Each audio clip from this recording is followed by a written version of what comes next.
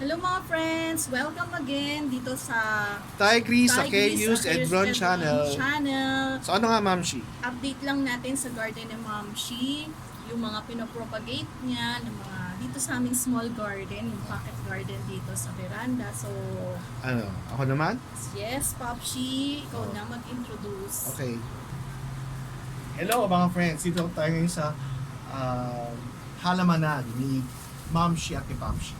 Ito yung mga friends, ito yung lemon lime. Nilipat ko na dito. Kasi dati doon sa kabila, ito yung dito lang di sa lugar na ito, pero doon sa kabilang side.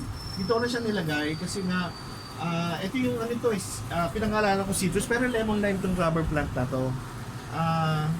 Nung May 22, 2022 na to, so 2 years old na to. Ang nanay nito, ni citrus, ayan, ito to, si lemon lime. Tingnan niyo mga friends. Ayun pinakakataon, ma'am, ipakita mo. Ayan, ang haba. Mula doon sa baba, pataas, ang haba-haba na. Kinokontrol ko na kasi ito mga rubber plant, pag once sa pinutulan mo, naku kung saan nagpupunta yung mga sanga. Ito na siya, oh. Haba, tingnan yung mga friends, oh, haba. Binili namin ito nung kasagsagan ng mga friends, nung kasagsagan ng COVID. 2020? Oo, binili namin itong lemon lime na to, parang 650. 650, Ganyan nakahaba, mga 2 feet. Ngayon, ito napakahaba niya, tsaka may mga anak niya siya. Ito yung anak niya. Ito Madami isa ka niya. nang napimigay niyan, Oo. di ba? Hindi pa ako namimigay. Kasi mahal eh. Ito isa pa kanyang anak, si Emerald ang tinawag ko. 2023, hindi ko maalala ko anong buwan eh. Yan. Ito yung anak niya, malaki na siya oh. Tsaka maganda kasi sa lemon lime mga friends.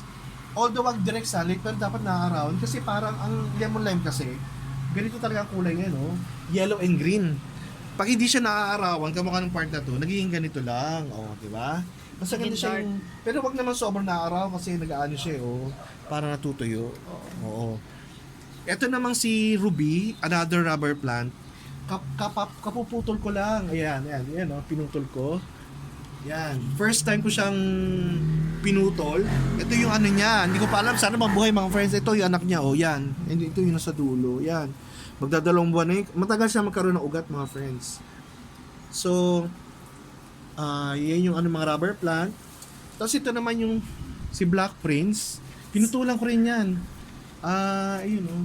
Ang daming, nung pinutulan ko yan, naging anak niya ito. Honey ito.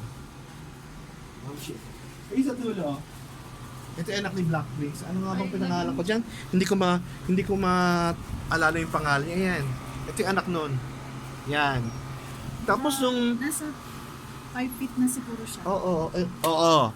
Tapos mga friends, nagputol din ako niya nung nagdala ako sa Ubando, siguro 3. Kasi yung kung nanonood kayo ng mga vlog ko, pinakita namin yung compound namin na may tubig, may baha. So ngayon natambakan na siya. Ngayon, plano ko magdala namin ni Ma'am siya na magdala ng halaman doon. So nagdala na kami nung mahal na araw. Nagputol na ako dito. Sana nga mabuhay mga tinanim. Nagputol ako ng Black Prince, tapos hindi itong si Ruby kasi wala pang gano'n lang. Saka si Lemon Lime. Tapos nagputol din ako mga tea plant. Marami na rin akong tea plant oh. Ayan. Ito nga, bagong tanim na tea plant. Sana boss. Usually naman hindi siya mahirap mabuhay eh. Nabubuhay agad yan. Yung rubber plant ng concern. So, ito na ngayon itsura ng aming munting garden.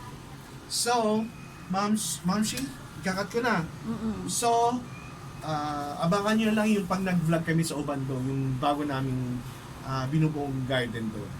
So, don't forget to like, subscribe, share, comment, and click the notification bell for our updated videos.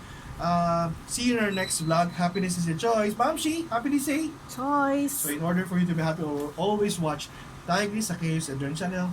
Bye for now, mga friends.